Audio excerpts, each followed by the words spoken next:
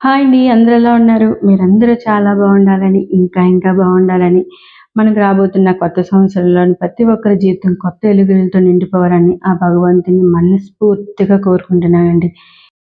ఈరోజు ఒక మంచి వీడియోతో మీ ముందుకొచ్చాను. ఈ వీడియో చాలా బాగుంటుంది. లాస్ట్ వరకు చూడడానికి ప్రతి ఒక్కరు ప్రయత్నం చేస్తారని కోరుకుంటున్నాను.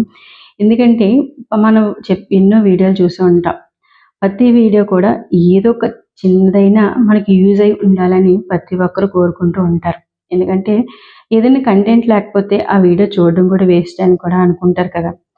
అందుకోసమని నేను కంటెంట్ ఇస్తాను అని కాదండి. నాకు తోచింది ఒక చిన్న కథను చెప్పాలని మీ అందరితో షేర్ చేసుకోవాలని చాలా రోజుల నుంచి ఎదురు చూస్తున్నానండి. ఈ కొత్త సంవత్సరం ఈ కథని చెప్పాలని అనిపించింది. అందుకే ఈ కథని మీ అందరితో షేర్ చేసుకోవాలనుకుంటున్నాను. అంతకు ముందుగా నేను మా చిన్న పాపకి, పెద్ద పాపకి లెహంగాలనేది కుట్టాను అని చెప్పాను కదండీ! అయితే నాకు లెహంగా అంత బాగా రాదు కానీ పిల్లలకి ఓకే. పర్లేదు అన్నట్టు కుట్టగలనండి. అయితే చిన్న పాపదనేది కంప్లీట్ చేశాను కానీ పెద్ద ఎలాగొచ్చిందో కామెంట్ చేయండి. చూసారా మా చిన్న పాపది ఒక బ్లౌజ్ హ్యాండ్స్ పెట్టాను. ఒకటి ఈ విధంగా పెట్టాను. దీన్ని ఏంటంటారో కూడా నాకు తెలియదు. కాకపోతే అలాగే ఐరన్ పిల్స్ అంటారు కదండీ! ఐరన్ పిల్స్ అని ట్రై చేశాను. కాకపోతే అంత రాలేదు కానీ ఓకే. బానే వచ్చిందనిపించింది. చిన్న పాపకి బాగా సెట్ అయిందనుకుంటున్నాను. ఎల్లుండి వేస్తాం కదా ఉగాదికి. అప్పుడేసిన తప్పనిసరిగా తప్పకుండా షేర్ చేసుకుంటానండి. అయితే ఇప్పుడు పాప లెహంగా ఎలా వచ్చిందో, ఎలా కుట్టానో కామెంట్ చేయండి. తప్పకుండా ఈ కలర్ కాంబినేషన్ ఎలా ఉందో కూడా తప్పకుండా మీరు కామెంట్ చేస్తారనుకుంటున్నాను. ఒక్కరైనా కామెంట్ చేస్తే చాలా హ్యాపీగా ఫీల్ అవుతానండి. అయితే ఇప్పుడు మన వీడియోలోకి వెళ్ళిపోదాం. మనం వీడియో కథను చెప్పుకునేటప్పుడు నేను కూడా ఇంట్లో పనంతా చేసుకుంటూ మీతో కథ చెప్పాలి కదండీ! అందుకే మీకు బోర్ కొట్టించకుండా మంచి కథని, అలాగే ఒక మంచి వెజ్ రెసిపీని మీకు పరిచయం చేస్తానండి. అయితే మనం ఇప్పుడు కథలోకి వెళ్ళిపోదాం. ఈ కథను ఎక్కడ కూడా స్కిప్ చేయకుండా చూడండి. ఈ ఉగాది ముందు ఈ కథ ఎందుకు చెప్పాలి అనిపించిందంటే ప్రతి ఒక్కరి జీవితంలోని ఉండవలసింది సంతోషం, అలాగే ప్రతి కుటుంబంలోనూ ఉండవలసింది ప్రేమ, అనురాగాలు. దానికోసం ఈ కథ అండి. అయితే ఒక ఊర్లోని ఒక ఉమ్మడి కుటుంబం ఉండేదట. ఆ ఉమ్మడి కుటుంబంలోని ముగ్గురు కొడుకులు, ముగ్గురు కోడళ్ళు, అలాగే అత్తగారు, మామగారు అంటే తండ్రి, తల్లి కూడా ఉండేవారట. అయితే వీళ్ళందరూ కూడా ఎప్పుడు కూడా కలిసిమెలిసి ఆనందంగా జీవిస్తూ ఉండేవారట. కానీ కొద్దిగా పేదవాళ్ళే. పేదవాళ్ళు అయినప్పటికీ కూడా చాలా ఆనందంగా ఉండేవారట. అలాగే దీంతోపాటు లక్ష్మీదేవిని చాలా ఇష్టంగా పూజించేవారట. ఒకరోజు లక్ష్మీదేవి ప్రత్యక్షమై మీకు ఏం వరం కావాలి అని కోరుకోమన్నదట. అప్పుడు కుటుంబ సభ్యులందరూ కూడా ఒకళ్ళ ముఖాన్ని ఒకళ్ళు చూసుకుంటూ అందరూ కూడా ఒకే కోరిక కోరుకున్నారట. అదేంటంటారు? ధనమా, డబ్బా, లేకపోతే ఆస్తులా, పొలాలా? ఇవన్నీ కాదండి. అందరి మొహాల మీద నవ్వు అన్నది ఎప్పుడూ చెక్కు చెదరకుండా, అలాగే మాలో ఉన్న ప్రతి ఒకరి మీద ఒకరికి ఉన్న ప్రేమ అనురాగాలు తగ్గకుండా వరం ఇమ్మని కోరుకున్నారట. దానికి లక్ష్మీదేవి చాలా ఆశ్చర్యపడి, సంతోషపడి కూడా వరం ఇచ్చిందట. తదాస్తు అంటూ అక్కడి నుంచి వెళ్ళిపోయిందట. అయితే వీళ్ళు నిజంగా ఎంత అనురాగము, ఆప్యాయతలు, ప్రేమతో నిండి ఉన్నారా అని వీళ్ళు పరీక్షించాలని చెప్పేసి లక్ష్మీదేవి శనీశ్వరుని పిలిపించి శనీశ్వరుని వాళ్ళ ఇంటికి పంపించిందట. అయితే వాళ్ళని పరీక్షించడానికి శనీశ్వరుడు తన పనిలో దిగాడు. అయితే పరీక్షించడం మొదలుపెట్టినప్పుడు మొదటగా అత్తగారు ఇంట్లో వంట చేయడానికి వంట మొదలుపెట్టారట. వంట చేసేటప్పుడు కూరలోని ఉప్పు వేయడం మర్చిపోయి తను ఏదో పనిలో ఉండగా కూరలో కొద్దిగా ఉప్పు వేయమ్మా అని చెప్పారట. అయితే ముగ్గురు కోడలు కూడా వేరు వేరు గదుల్లో ఉండడం వల్ల ఏ కోడలకు చెప్పారో అనే విషయం తెలియక ముగ్గురు కోడలు కూడా ఒకరి తర్వాత ఒకరు వచ్చి ఉప్పు వేసి వెళ్ళిపోయారట. అయితే కోడళ్ళు ఎవరి పనిలో వారు ఉన్నారు, వినిపించలేదేమో అనుకుంటూ అత్తగారు కూడా వచ్చి కూరలో ఉప్పేసి దాన్ని సరిచేశారట. అయితే ఈ నలుగురు వేసిన ఉప్పుకి కూర శాతం తగ్గి ఉప్పు శాతం ఎక్కువైపోయింది.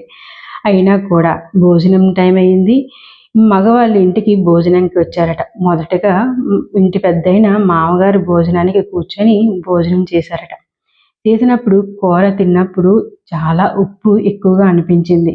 కానీ ముగ్గురు కోడళ్ళకి అత్తగారి మొహం మీద ఉన్న చిరునవ్వును చెరపకూడదని, వాళ్ళని బాధ పెట్టకూడదని మామగారు ఓహో ఎంత బాగుందో అంటూ లొట్టలేసుకుంటూ తిని అక్కడి నుంచి వెళ్ళిపోయారట.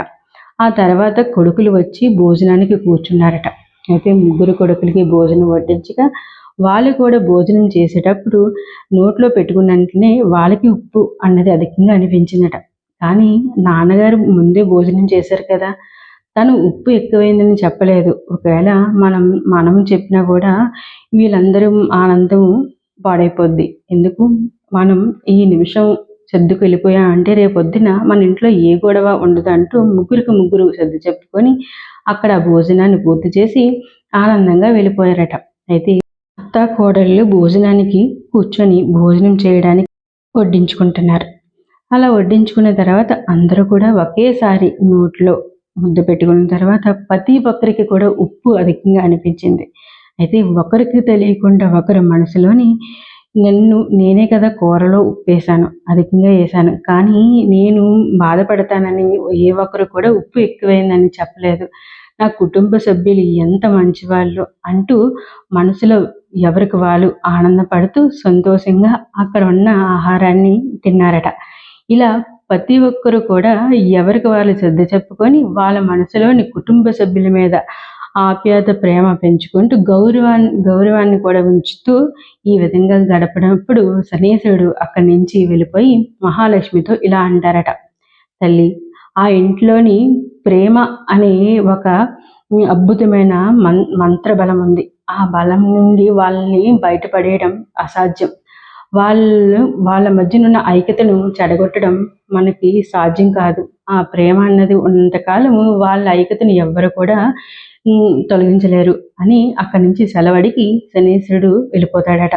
ఆ మాటకి సంతోషించిన లక్ష్మీదేవి ఆ కుటుంబ సభ్యులను ఆశీర్వదించి ఎల్లకాలంలో కలకాల అష్టైశ్వర్యాలతో తొలతూగుతూ ఉండమని ఆశీర్వదించి లక్ష్మీదేవి కరుణించిందట. వాళ్ళకి కనకవర్షం కురిపించిందట. ఈ విధంగా అమ్మవారు అనుగ్రహించాడు. అయితే ఇక్కడ లక్ష్మి అనుగ్రహించింది అంటే అక్కడ కారణం ఏమిటి? ఆ కుటుంబ సభ్యుల మధ్యనున్న అనురాగ ఆప్యాయతలే. ఒకరి మీద ఒకరికున్న నమ్మకం, గౌరవం అవే ఆ కుటుంబాన్ని నడిపించి వాళ్ళని వృద్ధిలోకి రాయేలాగా చేసింది. కాబట్టి ప్రతి ఒక్కరి కుటుంబంలోని ఉండవలసింది ప్రేమ, అనురాగాలు. ఇవన్నీ ఉన్నప్పుడు ప్రతి ఒక్కరి మొహంలోని చిరునవ్వు అనేది ఎప్పటికీ చెదరదు. అలాగే ఏ బంధమైనా నమ్మకం అనే ఒక బంధంతో ముడిపడి ఉంటుంది. కొన్నిసార్లు నమ్మకం తప్పినా కూడా బాధ్యత అనే తాడు మీద ఆ కుటుంబాన్ని లాక్కెళ్తూ ఉండాలి. ఆ బంధాన్ని అక్కడితో వదలడానికి అయితే అవ్వదు కదా. కాబట్టి ప్రతి ఒక్కరి జీవితంలోని ఒకరికి ఒకరు ఆనందంగా ఏ చిన్న సమస్య వచ్చినా కూడా తోడు నీడగా ఉంటూ ఏ చిన్నదానికి కోప్పడి ఆ నిమిషాన్న ఆనందాన్ని చెడగొట్టుకునే కంట ప్రతి నిమిషాన్ని కూడా ఆనందంగా ఆస్వాదించడమే జీవితం. మనకున్నది చిన్న జీవితం. ఈ చిన్న జీవితాన్ని ఉన్నంతకాలం కూడా ఆనందంగా ఆస్వాదిద్దామనే ప్రతి ఒక్కరికి ఉంటుంది. కానీ జీవితంలో ఏయో సంఘటనలు, ఏయో సమస్యలు మనల్ని ఒక గట్టుకు తీసుకురానివ్వు.